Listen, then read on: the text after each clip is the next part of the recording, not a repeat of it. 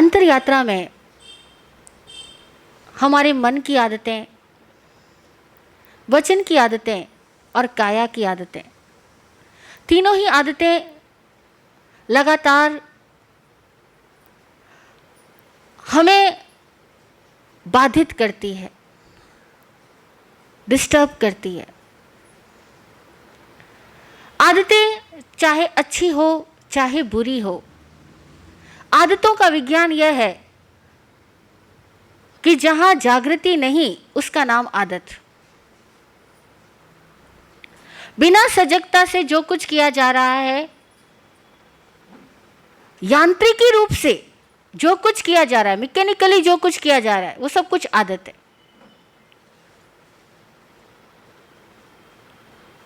हम अपनी आदतों के बारे में परिज्ञान कर रहे हैं, अपनी आदतों का ही हम परिज्ञान कर रहे हैं कि हमारी आदतें कैसी कैसी है, जो कि हमें स्वस्थ होने से रोकती है, हमें सत्यमय जीने की प्रेरणा से ही बाधित कर देती है। आदत मात्र ही हमें अपने भीतर के सत्य को अनावृत करने से बाधित करती है। हमारी आदतें ही हमारे भीतर में से शिवत्व को जागृत करने से रोकती है।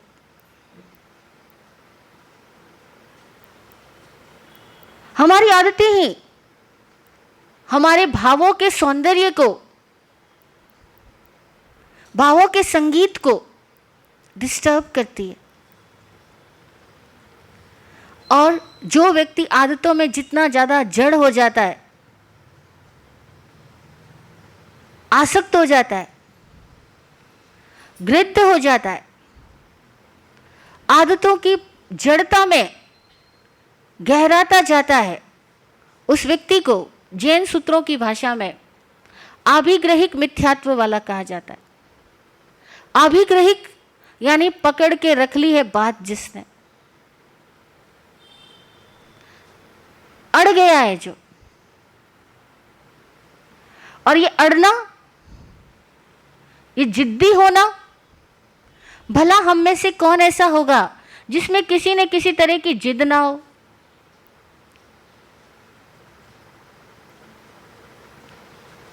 है कोई ऐसा जिसमें जिद ना हो? हाँ, है ना? हम सब लोग कितने जिद्दी हैं। अपनी जिद को ही पहचाने, क्योंकि इस दुनिया में लगातार हमारे जीवन में दुखों का आना, एक दुख मिटा, फिर थोड़े दिन बाद दूसरा दुख, फिर तीसरा दुख, प्रॉब्लम्स का आना, लगातार हमारा जन्म मरण होते रहना, इन सब के मूल कारणों में जाए ना तो बहुत बड़ा कारण बनेगा हमारी जिद। जिद की झूठी जुगत जगत यह, ये पूरा जगत हमारे झूठी जिद की जुगत की वजह से, मतलब जिद में परिश्रम करने की वजह से हम लोग इस संसार में बार बार उन्हीं हालातों से रूबरू होते। हम सब जिद्दी है। हाँ, हमारी जिद के तरीके अलग अलग हो सकते हैं। किसी को खाना खाना ही है इस बात की जिद है, और किसी को खाना नहीं खाऊंगा इस बात की जिद है। अब जो खाना नहीं खाऊंगा बात की जिद लगा के बैठा है, कुछ लोग उससे परेशान होते हैं, तो कुछ लोग कहते हैं भाई बड़ा संकल्पी है। दोनों बातें। और कई लोग कहते हैं महाराज साहब जिद्दी नहीं होंगे तो तपस्या कैसे करेंगे। और ये भी बड़ी विचित्र बात है। कई लोगों ने तपस्या का संबंध भी जिद के साथ जोड़ रखा है। इसीलिए जो लोग ज़्यादा तप करते हैं ना, उनके घर वाले से पूछो, वो कहेंगे बड़ा जिद्दी है जी, सुनता नहीं किसी की। है या नहीं? और वो तपस्वी कहता है कि अगर मैं जिद ना करूं तो मैं तप कर ही नहीं सकता, ये सारे लोग मुझे खाना खिला देंगे। तो कई लोग बड़े कंफ्यूज होते हैं कि धर्म के मामले में भी जिद करना है वो ठीक है कि नहीं है, करना चाहिए या नहीं करना चाहिए। आप देखो, जिद में लोग मांस खमन कर लेते हैं। जिद में 5-6 उपवास आराम से हो गए तो कहते हैं अब 28 तो करनी पड़ेगी, क्योंकि अब 6 हो गए तो फिर। और किसी ने पहले 8 कर रखे हो तो कहते अब तो 9 ही करना है, क्योंकि 8 तो पहले ही कर लिए। जैसे कि पहले कर लिया तो स्टाम्प लग गया, अब दोबारा उस पर स्टाम्प लगने वाला नहीं है।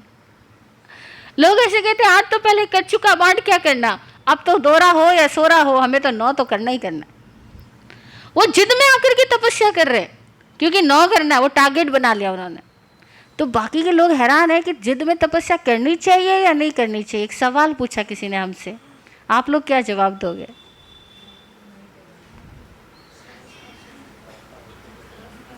नहीं करनी चाहिए जिद में, कर लेनी चाहिए ना। हमारे प्रधान जी कह रहे कर लो भाई, तपस्या तो हो जाएगी ना, चाहे जिद में करो। नहीं, तपस्या वो सम्यक तप नहीं है जो जिद में आके किया जाता है। जो तप सहजता से घटित हो, शब्दों पे ध्यान दीजिएगा, जो तप सहजता से घटित हो वह तप सम्यक तप है। भगवान महावीर स्वामी ने जिद में आकर के कोई महीनों महीनों तक उपवास नहीं किया था। उनका ध्यान उन्हें ऐसे तलों पे ले गया कि जहां पर उनको भोजन की आवश्यकता ही नहीं बची। उनका तेजस शरीर ऑटोमेटिकली अंतर्मुखी होकर दीप्त हो गया। उनके भीतर प्रकृति से जो कुछ मौसम से मिल रहा था वही पोषण कर रहा था, वही उनको पोषित कर रहा था, और भीतर का शोरगुल समाप्त हो गया। जितना जितना शोरगुल कम, उतनी उतनी आहार की इच्छा भी कम। अब देखो, जब आप बहुत शांत होते हो, बहुत मस्त होते हो, आपको भूख का ख्याल ही नहीं आता, पेट का ख्याल ही नहीं आता। लंबी देर तक बिना खाने के हम रह सकते हैं अगर हम शांत हो, अगर हम मस्त हो। अगर वैसी कोई तप हो तो बात है, और बाकी जिद में आकर के तप किया जाए वो तप ही सम्यक तप नहीं है। तो कई बार अच्छी आदतें भी पीड़ाकारी बन जाती है, और जो पीड़ाकारी है वह अच्छी कहाँ हुई, वह शुभ कहाँ हुई। इसीलिए अपने आप का निरीक्षण करने वाला साधक यह जानता है कि मैं साधना के मार्ग से पतित क्यों हो जाता हूं, मैं अपने भीतर में आत्मानंद को क्यों नहीं महसूस कर पाता हूं, अंतर जगत को वेदन क्यों नहीं कर पाता। कारण क्या? क्योंकि हम सबको एक बंदी बंधाई जिंदगी जीने की आदत हो गई। बंदी बंधाई सोच को ही बार बार सोचने की आदत हो गई। बंदे बंधाए रिएक्शंस करने की भी आदत हो गई। मतलब हमारे रिएक्शंस भी इतने बंधे हुए हैं कि हमारे बच्चों तक को पता है कि किस बात से मम्मी को गुस्सा आने वाला है, और किस बात से पापा खुश होंगे और किस बात से गुस्सा करेंगे। लेडीज को भी पता है। एक बहन बोली, मुझे पता है मेरे हस्बैंड को कब गुस्सा आता है। मैंने बोला अच्छा, आप इतना जल्दी प्रिडिक्ट कर लेती है? बोले हाँ, सिंपल सी बात है, जरा उनसे जाके बोलो कि हमें खर्चे के लिए पैसा चाहिए।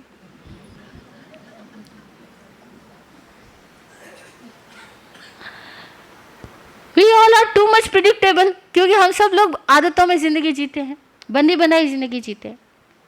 इसीलिए कई अनुभवियों ने कहा कि बुद्ध पुरुष ही एकमात्र ऐसे होते हैं जो अपने भाग्य की रेखाओं का अतिक्रमण कर जाते हैं, जिनकी कुंडली भी, जन्म कुंडली भी उनके बारे में जो प्रेडिक्ट देती है उनका अतिक्रमण कर जाएंगे, यानी उनके बियॉन्ड चले जाएंगे। बाकी जनरली सारे लोगों की जैसी जन्म कुंडली चलती है, जैसे वो भविष्य वक्ता बताते हैं कि इस टाइम में तुम्हारे पास में ये स्थितियां आएंगी, तुम्हारा मन ऐसा ऐसा करेगा, लोगों का जनरली वैसे ही मन करता है। जनरली लोगों के बारे में प्रेडिक्ट किया जा सकता है कि कब शनि की दशा आएगी तो इनके साथ क्या होने वाला है, राहु की दशा चल रही होगी तब क्या होने वाला है। तो लोग पूछते हैं कि इसका मतलब क्या ये जन्म पत्री सब सही होती है, जो कुछ इसमें लिखा हुआ होता है वो राइट होता है? भाई इसमें लिखा हुआ होता है ऐसा नहीं, उसमें तो केवल संकेत होता है। उन संकेतों को पढ़ने वाला बता सकता है कि तुम्हारे पास में ऐसी ऐसी संभावनाएं आएगी, और मोस्ट ऑफ पीपल इन संभावनाओं में आदतन प्रतिक्रिया करते हैं। वो तुम भी करने वाले हो। क्यों करने वाले हो? क्योंकि हम में से कौन ऐसा है जो अपनी आदतन सोच के सांचे से जागेगा? सोच का भी सांचा होता है। आप इडली बनाते हो, सांचा होता है ना, वो जैसे ही डालोगे, जैसे सांचे में डालोगे वैसा शेप और साइज बन जाएगा। हर चीज़ का, तुम लोग जब भुजिया बनाते हो उसका भी एक सांचा होता है। ऐसे देखो हम सब लोगों के सोच का भी एक सांचा होता है। We all have our mind sets, और हर आदमी का माइंडसेट डिफरेंट डिफरेंट, और जिसका जैसा है ना वो लगभग वैसी वैसी गति करता है। अपने माइंडसेट के बियॉन्ड जाने का पुरुषार्थ कौन करता है कि भाई आज दिन तक इन बातों को लेकर के मुझे गुस्सा आता था, लेकिन अब मैं समझ गया कि गुस्सा करते करते 3 साल हो गए, 10 साल हो गए, 50 साल हो गए, अभी मैं ये बातें आएंगी तो अब मैं गुस्सा नहीं करने वाला। हालात कभी ऐसे सेम आ गए, पहले मैं दुखी होता था, अब मैं दुखी नहीं होने वाला। ऐसा होता है। एक युवक ने बार बार किसी साधु से प्रेरित होने पर कि सामायिक कर, सामायिक कर, सामायिक कर, अपनी दादी जो उसको उन महाराज जी के पास लेकर के गई थी, दादी से एक सवाल कर लिया कि आप कह रहे हो, गुरु महाराज कह रहे सामायिक कर, मैं कर लूंगा, मुझे एक बात बताओ कि क्या आपकी सामायिक से आपके आदतन क्रम खत्म हो जाते हैं? दादी को तो पहले बात ही समझ नहीं आई। बोले क्या मतलब? बोले आप बताओ 10 साल पहले आप जितना गुस्सा करते थे अभी उतना ही गुस्सा करते हो क्या? जब भी वैसी स्थितियां आती है, जिन जिन बातों पे आपको गुस्सा आता है, अभी भी आता है? दादी बोली गुस्सा तो आएगा ही ना, उसे सामायिक का क्या लेना देना। युवक बोला यही बात समझ नहीं आती कि जब आप साधना कर रहे हो और आप जहां थे वहीं पे बार बार जाते हो, तो फिर आपकी साधना चल भी रही है या नहीं, कुछ जागृति घटित हो भी रही है या नहीं। और बात बिल्कुल सही थी उसकी कि हम लोग बरसों से चल रहे हैं, लेकिन हम अपने आप को जरा चेक करें, ये हमारे कषायों का लेवल घटा कि नहीं घटा। पहले जिन हालातों में हमें आंसू आते थे, आज भी वो हालात आते तो आंसू आते या मस्त रहते? कैसे रहते? अभी बोलते हम मस्त रहते जी। हाँ, सिचुएशंस अगर सेम हो, सेम लॉस हो जाए बिजनेस में, परिवार में कुछ ऐसा ऊंचा नीचा व्यवहार कोई कर दे हमारे साथ में, कोई हमारी कोई सुख सुविधा पे आक्रमण कर दे, छीन के ले जाए, हटा दे, हमारे साथ पक्षपात हो रहा हो, हमें ऐसा लगता हो कि मेरे साथ पक्षपात हो रहा है, तब अब हमारे भीतर में क्या होता है? पहले जो होता था 1 साल पहले, 2 साल पहले, 3 साल पहले, क्या आज भी वही होता है? पहले हमें डर लगता था अगर हमारा अपना कोई रूठ जाता था तो कि अरे ये कभी बोलेगा या नहीं बोलेगा, कि रिश्ता खराब नहीं हो जाएगा। हम डर करके, दुखी हो करके, रो करके, तड़प करके वापस किसी तरह से पैचअप करने की कोशिश करते थे। आज भी हम पैचअप करते हैं, लेकिन क्या डर के मारे, क्या रो करके, क्या दुखी हो करके? क्या वही इनसिक्योरिटीज जो पहले थी अभी भी है? अगर अभी भी है, इट मीन्स कि हमारा माइंडसेट वैसा ही वैसा है, ये चेंज नहीं हुआ। वो उन्हीं का चेंज होता है जो अपने इस माइंडसेट की स्टडी करता है, और माइंडसेट की स्टडी करके अपने माइंडसेट को वापस इंस्ट्रक्शंस दे करके चेंज करता है। और ये इंस्ट्रक्शंस देना सीखना है हमको। हम ये धार्मिक बातें इसलिए नहीं सुनते या उपदेश इसलिए नहीं सुनते कि हमें सुनने की आदत पड़ गई है। क्या ऐसा है क्या कि सुनने की आदत पड़ गई इसलिए सुनते? नहीं ना। ऑल्दो कई लोग ऐसा भी बोलते हैं महाराज साहब जी आपका काम है कहने का और हमारा काम है सुनने का। कई लोग ऐसा बोलते हैं, और यहाँ तक बोल देते महाराज साहब हम तो बड़े स्मार्ट है, एक कान से सुनते दूसरे कान से निकाल देते, अगर ज़्यादा गहराई से सुनने लग गए तो घर में रहना ही मुश्किल हो जाएगा। लोग बोलते हैं कि घर में रहना ही मुश्किल हो जाएगा। हम कहते हैं जी क्यों मुश्किल हो जाएगा, बल्कि घर बहुत सुंदर हो जाएगा, घर में और आनंद की लहरें बढ़ जाएंगी। बोले नहीं महाराज साहब ऐसा थोड़ी होता है, हमारे बदलने से दुनिया थोड़ी बदलती है। मतलब पता क्या कहना चाह रहे वो, क्या हम इसलिए नहीं बदलेंगे क्योंकि दुनिया नहीं बदलने वाली।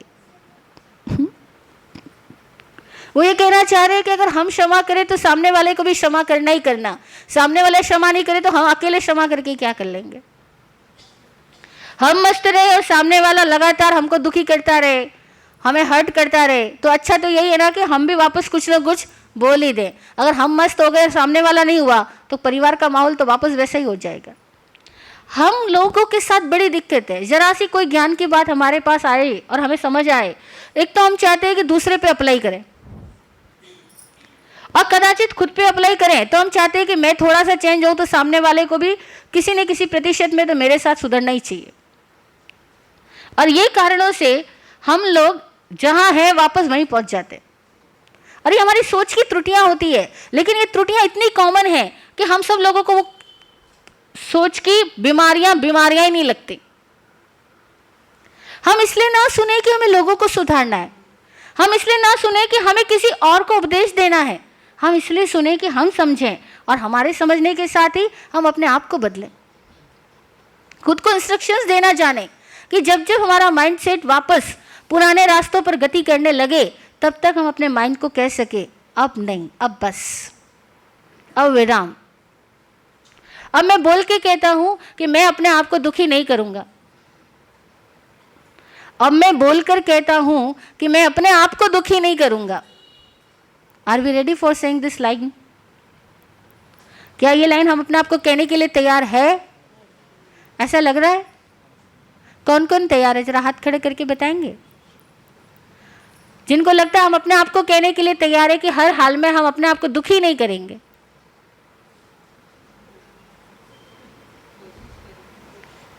लेकिन इस लाइन का सेकंड पहलू भी समझ लेना कि हम दूसरे को भी दुखी नहीं करेंगे, वरना लोग कहेंगे चलो अपने आप को दुखी करने को मना किया है ना महाराज साहब ने, तो दूसरों को तो दुखी कर ही सकते हैं। क्योंकि हम लोग बड़े चालाक हैं, किसी भी लाइन को कहाँ तक कैसे मोड़ना और जोड़ना वो सब हमको आता है। हम खुद को दुखी नहीं करेंगे, हम दूसरों को दुखी नहीं करेंगे। हम शुरुआत करें अपनी आदतों को जानने की और उनको जीतने की। देखो दुखी रहने की आदत हमारी कितनी गहरी है या नहीं? और ये दुखी रहने की आदत के कारण ही हम लोग हर दिन नई जिंदगी नहीं जीते, ताजगी भरी जिंदगी नहीं जीते। हमारी नाराजगियां हमारी सारी ताजगी को समाप्त कर देती है, ढक देती है, खत्म कर देती है। तो अभी आज से अपने साथ संकल्प करें कि हम लोग कभी भी दुखी नहीं रहेंगे। अगर कैसी भी सिचुएशन आ गई हम अपने आप को एक ही बात कहेंगे, हम मस्त है। क्या कहेंगे? हम मस्त है। हम हर सिचुएशंस को हैंडल करना जानते हैं, और नहीं जानते तो हम सीख लेंगे, लेकिन हम सिचुएशंस को हैंडल कर लेंगे। हम मस्त रहते हैं, हम दुखी होने वाले। जब तक हम दुखी रहते हैं तब तक ही हम कर्मों के गुलाम रहते हैं, तब तक ही आठों कर्म भारी और हम कमजोर।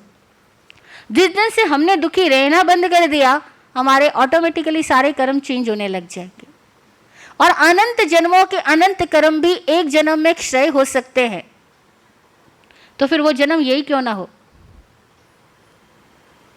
फिर इसी जन्म में ये यात्रा क्यों ना हो जाए कि हमारे अनंत जन्मों के कर्म क्षय होने लग जाए। एक ही बात अपने आप को निर्देश डालो कि मेरे को कभी दुखी नहीं रहना, ना किसी के दुख का कारण बनना। अक्सर नैतिक लोग, धार्मिक लोग, उनके साथ में एक आदत होती है कि वे औरों को दुखी नहीं करने के चक्कर में खुद को दुखी करते रहते।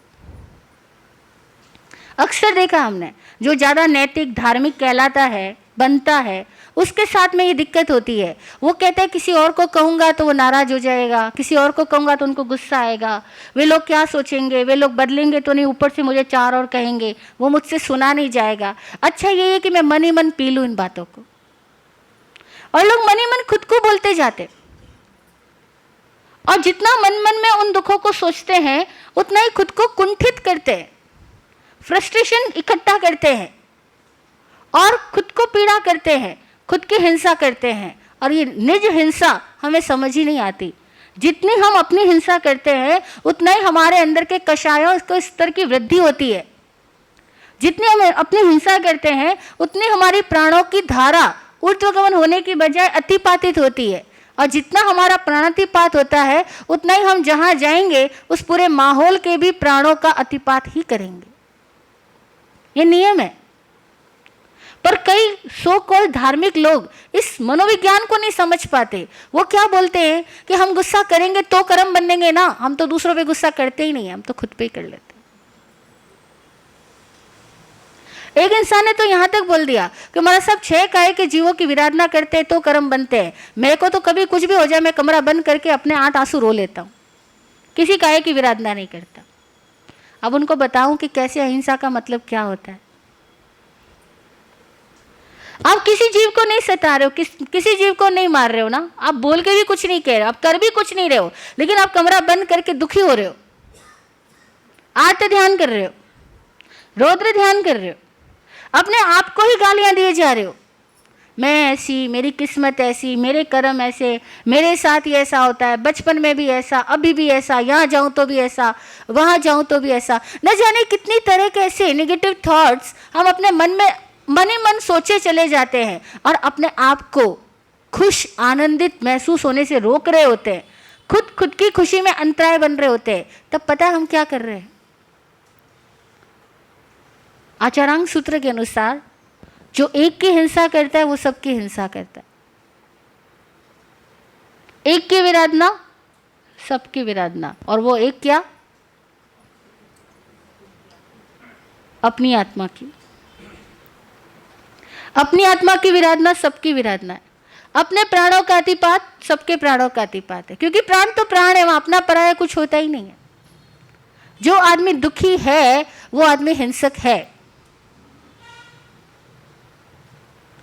जो दुखी है वो हिंसक है।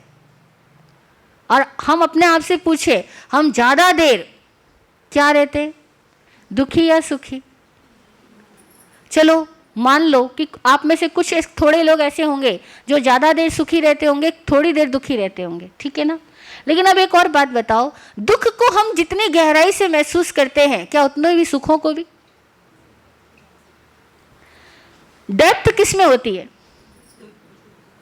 दुख में या सुख में?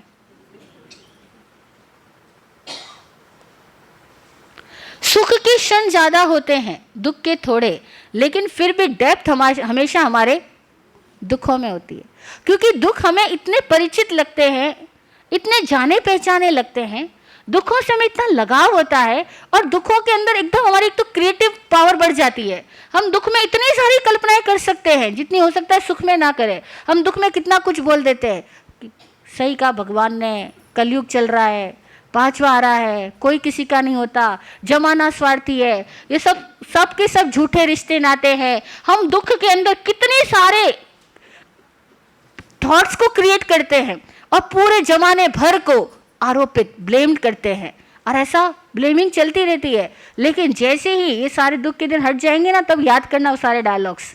जब चारों ओर आपको खुशियां मिल रही हो तब ये डायलॉग्स याद आएंगे क्या? तब किसी को डायलॉग्स याद नहीं आने वाले। जब दुख में होते हैं तभी ये सारे डायलॉग्स याद रहते हैं हमको, और इस तरह से हम अपने आप को पीड़ित करते हैं। ये तो हुई मानसिक पीड़ा, और कई लोग इस मानसिक पीड़ा के वशीभूत होकर के इतनी सारी बीमारियों को पैदा कर लेते हैं और उन्हें पता ही नहीं चलता कि वो बीमारियां क्यों आई। आप देखो, चाहे बीपी हाई लो होना हो, चाहे किसी को पैरालिटिक अटैक आना हो, चाहे ब्रेन हेमरेज होना हो, चाहे हार्ट की प्रॉब्लम हो, इन सब की गहराई में जाना। बहुत लोग सवाल करते हैं, महाराज साहब ये व्यक्ति तो बड़ा धार्मिक था, इसको हार्ट अटैक कैसे हो गया? ये व्यक्ति बड़ा धार्मिक था, इसका अचानक एक्सीडेंट कैसे हो गया? इसका पैरालिटिक अटैक कैसे हो गया? अरे भैया, वो धार्मिक था मतलब क्या? समाज में आता था, मुंहपति बांध के बैठता था, रात्रि भोजन नहीं करता था, दान पुण्य करता था, महाराज साहब की सेवा आदि करता था। आप कह रहे हो धार्मिक था, उसके अंदर क्या चल रहा था? वो उतना ही आनंदित था क्या? उसके चेहरे पर आनंद की लहरें दिखती थी क्या? वो उतना मस्त था क्या? विराट गुरुजी से एक बार हमने सवाल किया कि गुरुजी, कोई व्यक्ति धार्मिक है या नहीं, इसकी परिभाषा क्या है? क्या परिभाषा है धार्मिक होने की? समाज में कई लोग होते हैं ना जो कहलाते बड़े धार्मिक, तो परिभाषा क्या है आप बताओ ना। दूसरे की सहायता करे वो धार्मिक, देख लिया? आपकी परिभाषा है कि दूसरों से रिलेटेड है, दूसरों की सहायता करे वो धार्मिक। अपनी आत्मा को पहचाने। सोच में पड़ गए आज हम सब, है ना? सब लोग सोच रहे हो ना धार्मिक की परिभाषा क्या है? खुद को भी देख रहे होंगे, खुद के चारों ओर रहने वाले धार्मिक लोगों के पर भी आपकी निगाह जारी होगी कि ये धार्मिक है, वो धार्मिक है, ऐसा हो तो धार्मिक, वैसा हो तो धार्मिक। कितनी सारी परिभाषा आपके दिमाग में इस टाइम में घूम रही है, और परिभाषाएं खोजनी बहुत जरूरी है, क्योंकि परिभाषाएं कहीं ना कहीं हमें चेक करने में मदद करेगी। विराट गुरुजी ने जवाब दिया कि साध्वी जी, धार्मिक वह होता है जो तनावों से मुक्त होता है, और जो हर हाल में मस्त रहना जानता है। अब हम अपने आप को टटोलें। क्या हम धार्मिक हैं? धार्मिक वो होता है जो तनावों से मुक्त रहता है, हर हाल में मस्त रहता है, वो धार्मिक है। और हमारे यहाँ कितने तनाव है दिमाग में। कोई ना कोई घटना को लेकर के हम सोचना चालू कर देते हैं, और पता शरीर में बीमारियां क्यों आती है? इसी नेगेटिव सोच की वजह से, इसी दुख भरी सोच की वजह से हमारे शरीर का तंत्र खराब हो जाता है। और फिर हम लोग क्या बोलते हैं, अक्सर धार्मिक लोग क्या बोलते हैं, महाराज साहब पता नहीं कौन से कर्मों का फल मिला जो आदमी बीमार हो गया। और फिर आदमी क्या कहता है, पिछले जन्मों में कोई बुरा कर्म किया होगा, इस जन्म में तो मैंने कोई बुरा कर्म किया ही नहीं था। जो ये मेरे को कर्मों का फल मिल रहा है ना, महाराज साहब पिछले जन्म में कभी मैंने किसी का किया हो तो मुझे पता नहीं, इस जन्म में तो मैंने कभी किसी का कुछ बुरा किया ही नहीं। अब उनको कैसे समझाएं कि जन्मों में जाने की ज़रूरत नहीं है, पिछले इसी जन्म में देखो हमारी सोच क्या है। हमारी सोच ही हमारा कर्म है, हमारी सोच ही हमें बनाती है, हमारी सोच ही हमारा बिगाड़ करती है। सोच की वजह से हम बीमार रहते हैं और सोचना चालू कर देते हैं, हम कैसे भी सोचना चालू कर देते हैं, हमें पता ही नहीं लगता हम अपने आप के साथ में कितना बुरा व्यवहार कर रहे होते। दूसरों की भलाई की बातें बहुत आसान है बहन, लेकिन पहले खुद की भलाई तो कर लो। जो ज्ञानी नहीं हुआ उससे जगत की कोई भलाई नहीं होती। जो ज्ञानी नहीं हुआ उससे इस जगत की कोई भलाई हो ही नहीं सकती। जो स्वयं ज्ञानी नहीं हुआ उससे इस जगत को कभी दया मिल ही नहीं सकती।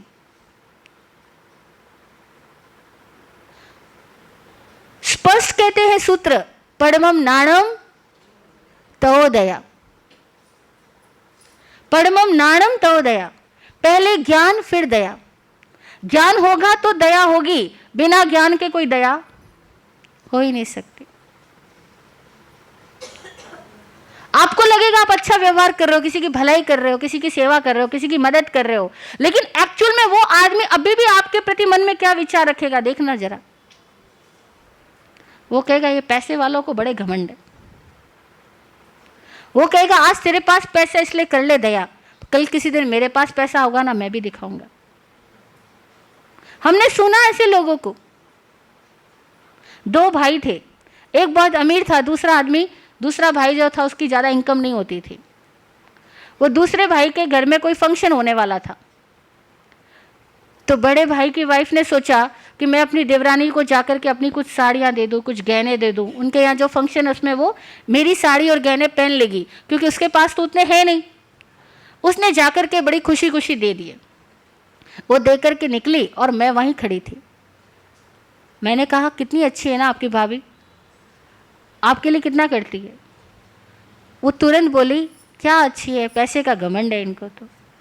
आज इनके पास इसलिए दिखा रही है कि तुम ये पहन लो, तुम वो पहन लो, कल को मेरे पास होगा तो मैं थोड़ी इनसे लेने वाली हूँ। उनकी बातें सुनकर के हम हैरान हो गए। हमने कहा इसका मतलब क्या हुआ, आदमी जो भला कर रहा है क्या वो भला नहीं है?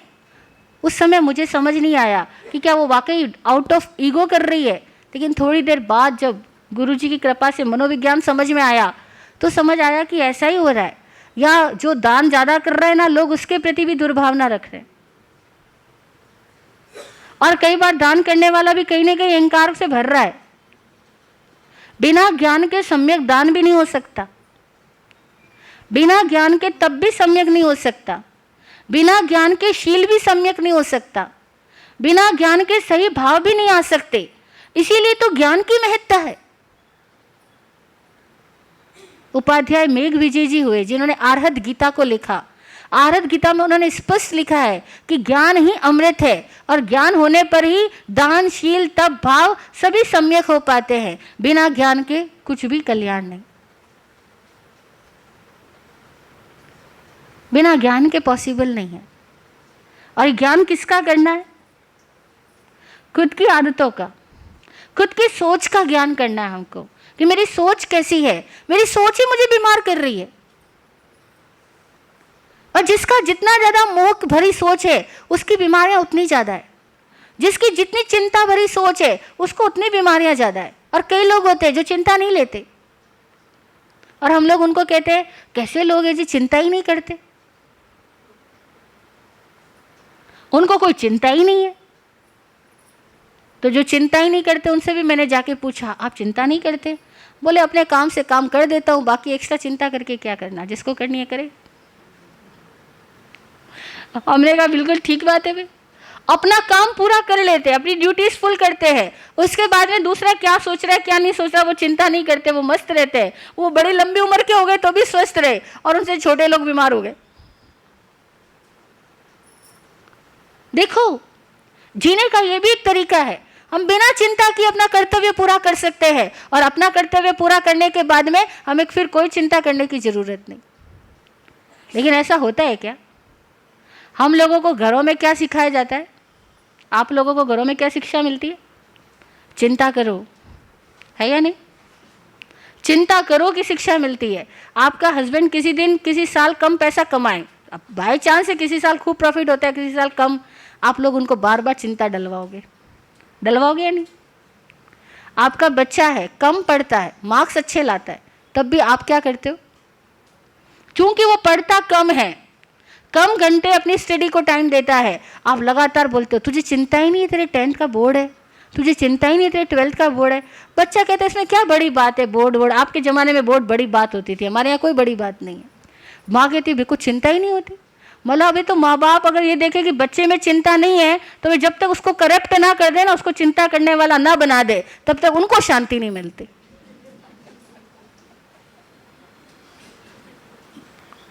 सबको चिंता लगी है या नहीं? साधुओं को भी।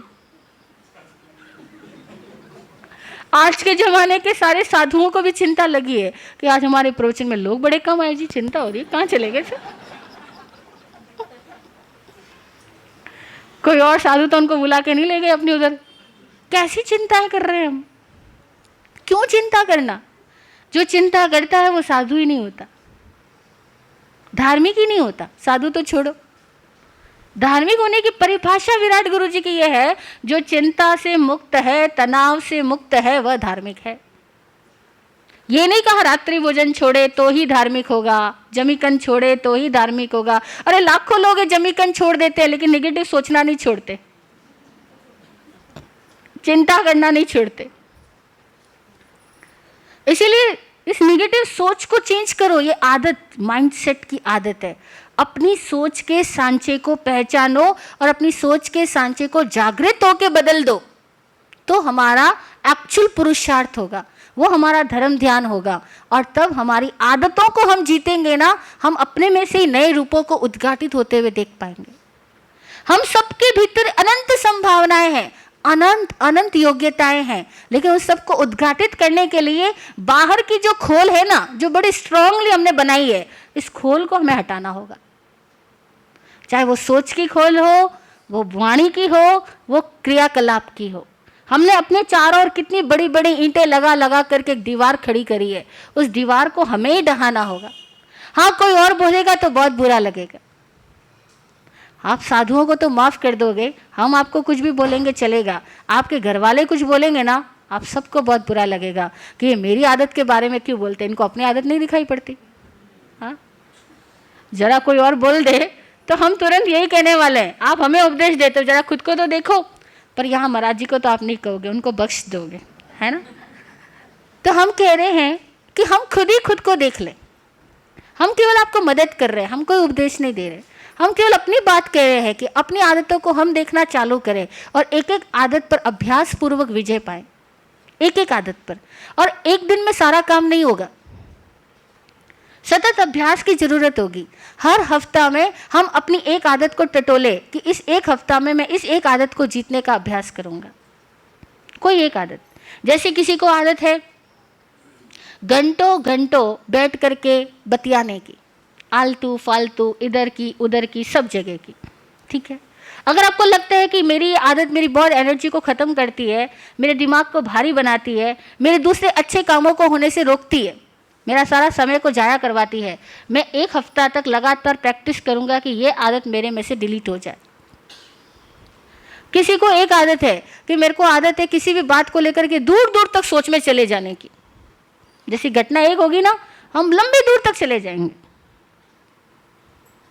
बच्चे ने एक बार पापा को कह दिया, मुझे नहीं अच्छे लगते आप, समझ नहीं आते, आपकी बातें मेरे काम की नहीं है, समझ ही नहीं आती। और वो एक बार कहा, बच्चा तो चला गया।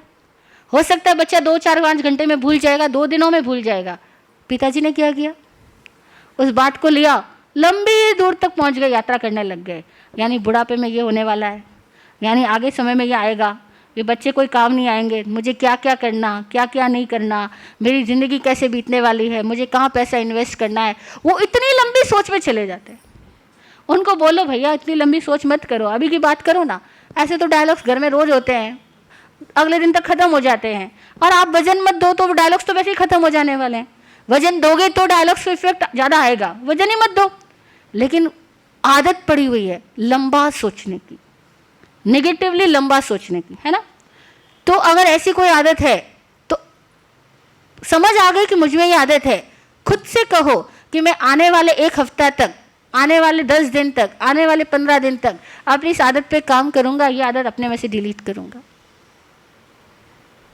ऐसे ही आपको लगता है खाने पीने में आपको कुछ आदतें हैं, जैसे किसी को जल्दी जल्दी खाने की आदत है, किसी को बातें करते करते खाने की आदत है, किसी को हमेशा ही पेट की भूख से ज़्यादा ही खाने की आदत है।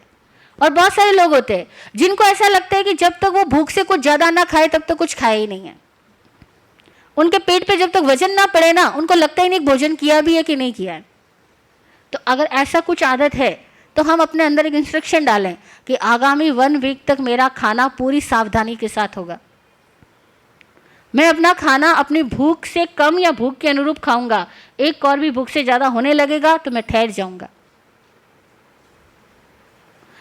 और ध्यान दीजिए, अनशन से ज़्यादा कठिन है उनोदरी।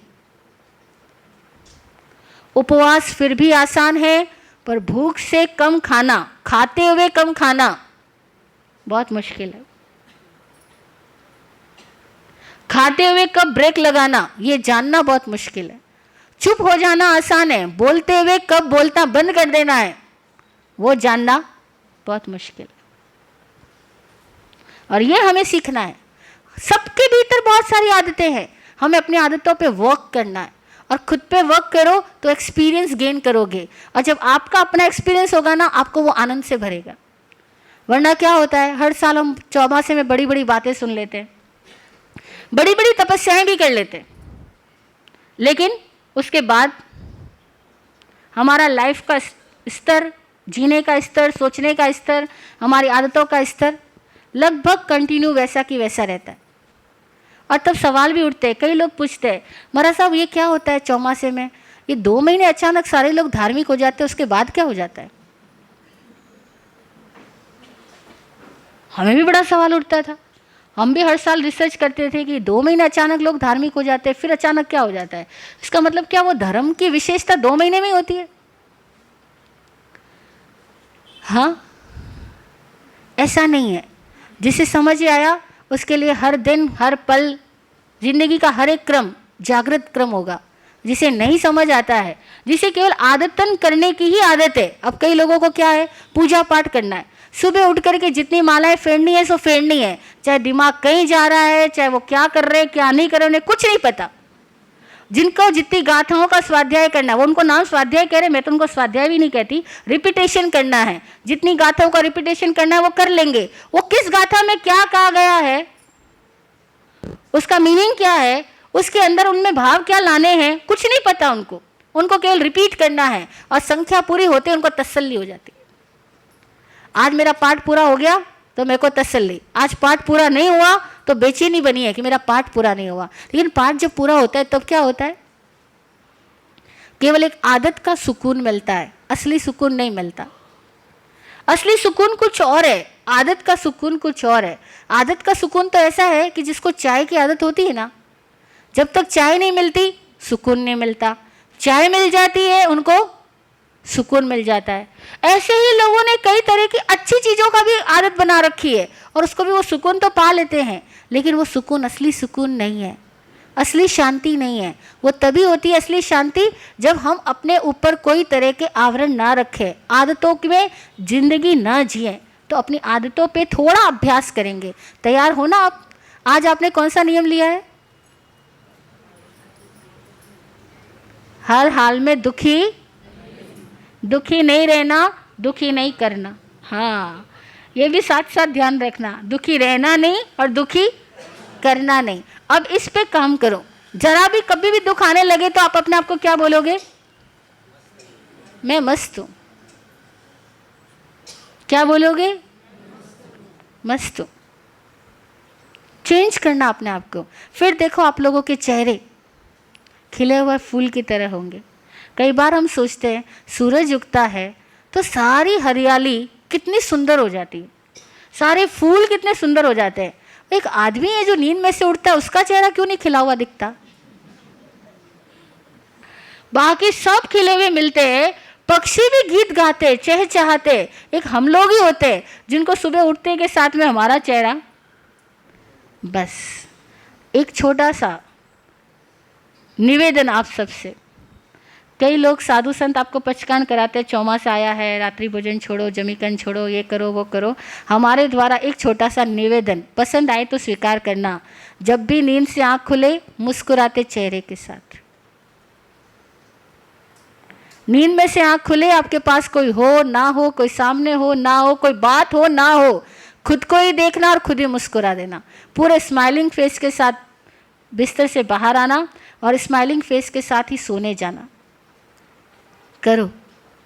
स्माइल यानी ताजगी, और स्माइल नहीं होना यानी ताजगी का ऑपोजिट नाराजगी।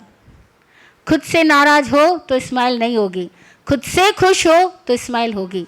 तो हमारे जीने का तरीका बदले आज से। कौन स्टार्ट कर रहा है ये? अरे वाह, क्या बात है। आप सब ने अपनी स्माइल के साथ में इस नियम को स्वीकार किया है, इसीलिए आप सबका आभार।